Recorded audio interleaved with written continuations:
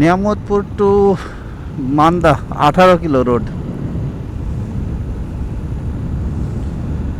তো রোড অনেক সুন্দর, চারিপাশে বিশেষ করে তাল গাছগুলোর জন্য অসাধারণ রোডটি।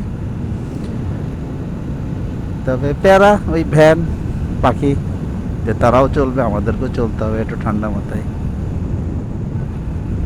তবে এদিককার রোডগুলো ওরে ভাই, মানে খুব বাঁকা বাঁকা, খুব কর্নারিং। আমি রাঙ্গামাটিতে এরম সব যে কর্নারগুলো দেখছি, এমন কর্নার, এবং খুবই খুবই কোনোটা 70 ডিগ্রি, কোনোটা 80 ডিগ্রি অ্যাঙ্গেলে। এই রোডের একটু সমস্যা, মাঝে মধ্যে ব্রিজগুলোর কাজ শেষ হয়েছে কিন্তু সংযোগ সড়কটা এই যে একদম 90 ডিগ্রি বাঁকা, 90 ডিগ্রি বাঁকা এই রোডটা। তো এই রোড মাঝে মধ্যে হয়তো পিচ হয়নি, মানে বাজার এলাকাগুলোতে পিচ হবে না, হয়তো ঢালাই হবে, এই জন্য এইগুলো বাদ আছে।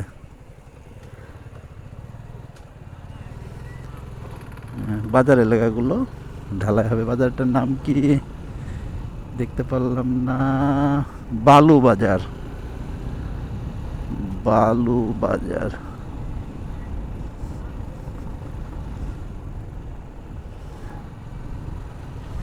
এই যে দেখেন কি বাঁকা, একদম চলবেই, এবং রাস্তাগুলো অনেক উঁচু,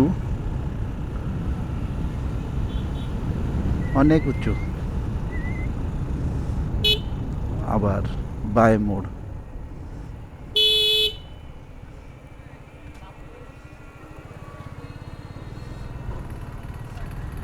আমরা নেমতপুর থেকে রওনা দিয়ে মান্দার কুসুম্বা মসজিদ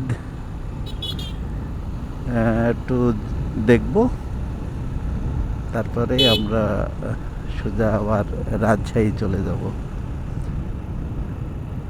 আজকে সকাল 7টার দিকে রাজশাহী থেকে রওনা দিয়ে গোদাগাড়ি, শিবগঞ্জ, কানসার্ট, সোনা মসজিদ।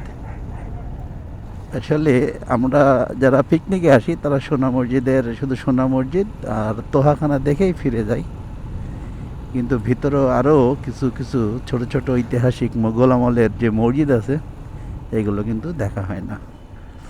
এই যে বাজার এলাকায় যে ঢালাই হয়েছে, এইভাবেই সব ঢালাই হবে।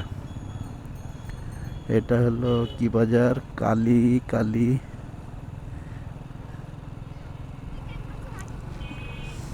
হলে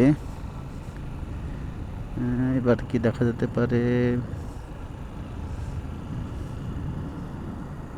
বানেশ্বর কি যেন বাজার, বানেশ্বর কালী বাজার। এটা হলো বানেশ্বর কালী বাজার।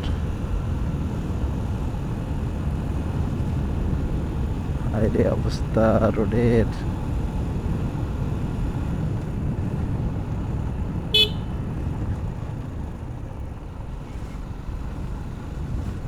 দেখি দেখি কিছুই হয়নি, পিস কি অবস্থা, সামনে তো কোনো কিছুই নাই।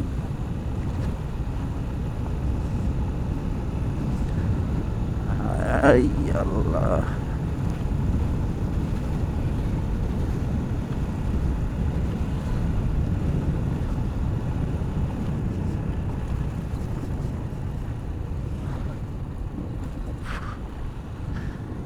পাশে একটা নদী, আমাদের আল্লাহ দরকারে হিসনা নদীর মতন। এটা এখনো পিস হবে।